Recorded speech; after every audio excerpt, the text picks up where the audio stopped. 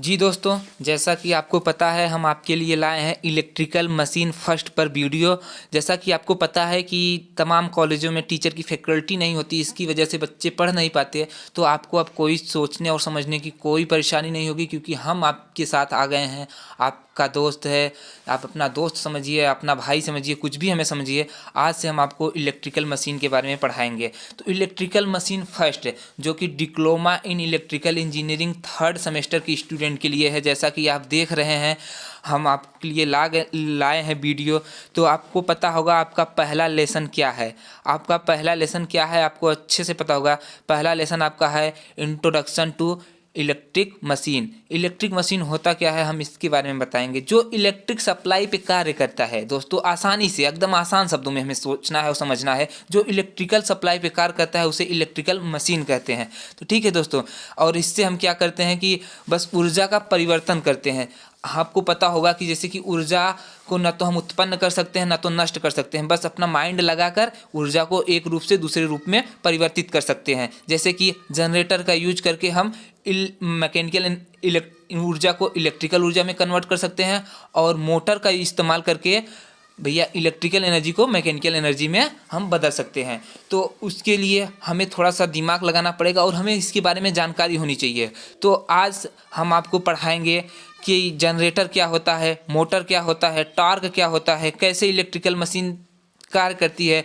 ठीक है दोस्तों, तो देखिए आपका जनरेटर का डिफिनेशन हम आपको बताने जा रहे हैं। जनरेटर की डिफिनेशन क्या होती है और इसका परिभाषा क्या होता है, इसका मीन्स क्या होता है। ठीक है दोस्तों, एकदम घबराने की कोई बात नहीं है। आपका दोस्त आपके साथ है, आप एकदम टेंशन मत लीजिए। बस वीडियो को पूरा देखिए। अगर कहीं न समझ में आए तो आप कमेंट करिए, उसके ज़रिए हम आपको समझाएंगे। ठीक है दोस्तों, अगर आप मेरी गलती नहीं बताएंगे तो हम उसे सुधारेंगे कैसे। ठीक है, अगर मुझसे थोड़ी बड़ी गलती हो जा रही है तो आप उसे बताइए। ठीक है दोस्तों, और आपको सोचने समझने की कोई बात नहीं है और कोई दिक्कत नहीं है। ठीक है, आज आपको हम जनरेटर के बारे में बताएंगे। ठीक है, और जनरेटर क्या होता है मशीन में, इसका इस्तेमाल क्या होता है, तो उसके बारे में हम आपको बताएंगे अच्छे से। तो देखिए आपका पहला हेडिंग है, आपका पहला टॉपिक है डिफिनेशन ऑफ जनरेटर। ठीक है दोस्तों, तो जनरेटर की डिफिनेशन क्या होती है हम उसके बारे में आपको बताएंगे। आपको टेंशन लेने की बात नहीं, बस आराम से आप पढ़िए और पूरी वीडियो को देखिए। बिना वीडियो आप अगर स्किप कर देंगे तो आपको कोई चीज़ नहीं समझ में आएगी।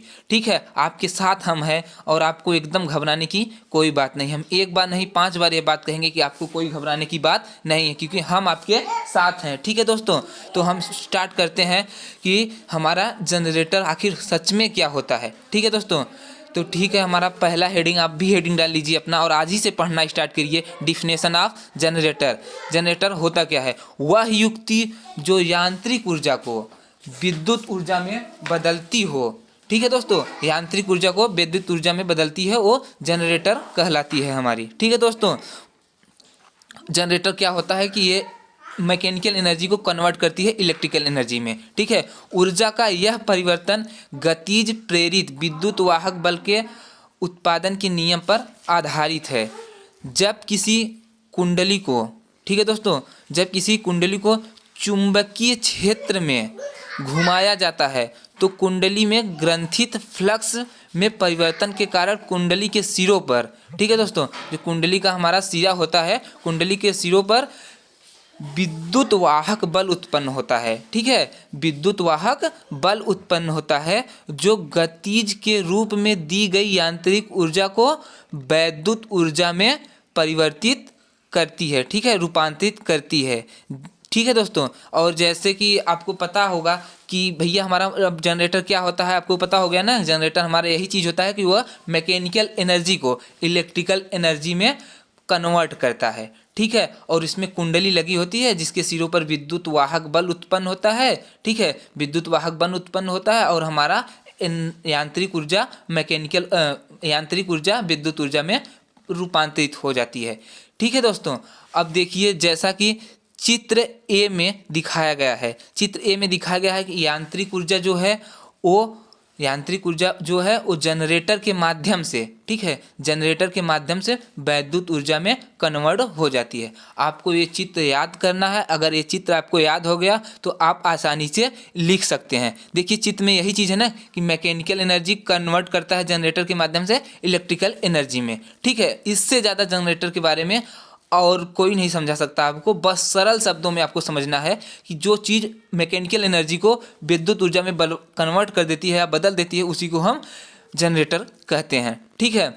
अब आगे नेक्स्ट आपका है, देखिए आपका नेक्स्ट टॉपिक है डिफिनेशन ऑफ जनरेटर। तो आपका खत्म हो गया। अब डिफिनेशन ऑफ जनरेटर मतलब आप जान गए कि वह युक्ति जो यांत्रिक ऊर्जा को विद्युत ऊर्जा में कन्वर्ट कर दे वो हमारा जनरेटर कहलाती है, ठीक है। अब नेक्स्ट टॉपिक आपका है डिफिनेशन ऑफ मोटर, ठीक है। मोटर की डिफिनेशन या मोटर की परिभाषा क्या होती है। तो मोटर भी आसानी से हम समझेंगे, वह युक्ति जो वैद्युत ऊर्जा को यांत्रिक ऊर्जा में परिवर्तित कर देती है, ठीक है। देखिए यहाँ विद्युत ऊर्जा मोटर के माध्यम से यांत्रिक ऊर्जा में परिवर्तित कर दी जाती है, बस उसी को हम मतलब मोटर कहते हैं, ठीक है दोस्तों। और हमारा जनरेटर क्या करता था, वो मैकेनिकल एनर्जी को इलेक्ट्रिकल एनर्जी में कन्वर्ट करता था, लेकिन हमारा मोटर जो होता है वो इलेक्ट्रिकल एनर्जी को मैकेनिकल एनर्जी में कन्वर्ट करता है। जैसे कि हम आप अपने घर में देखे होंगे कि मोटर लगा है, उसमें इलेक्ट्रिकल सप्लाई से हम जोड़ देते हैं और वो हमें मतलब मैकेनिकल एनर्जी देती है। तो डिफिनेशन ऑफ मोटर देखिए, वह युक्ति जो वैद्युत ऊर्जा को यांत्रिक ऊर्जा में परिवर्तित करती है मोटर कहलाती है, ठीक है।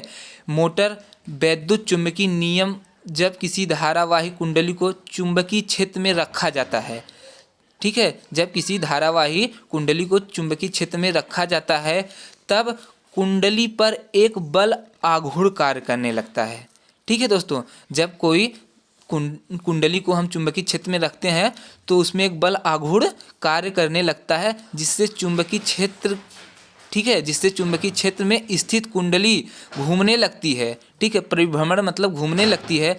धारावाही इसके निम्न चित्र द्वारा समझाया जाता है, ठीक है दोस्तों। अब आपको समझने में समझा देंगे कि वैद्युत ऊर्जा मोटर कन्वर्ट करती है मैकेनिकल एनर्जी में, ठीक है दोस्तों। अब आगे हम देखेंगे कि ये चीज़ होती क्या है, क्या सच में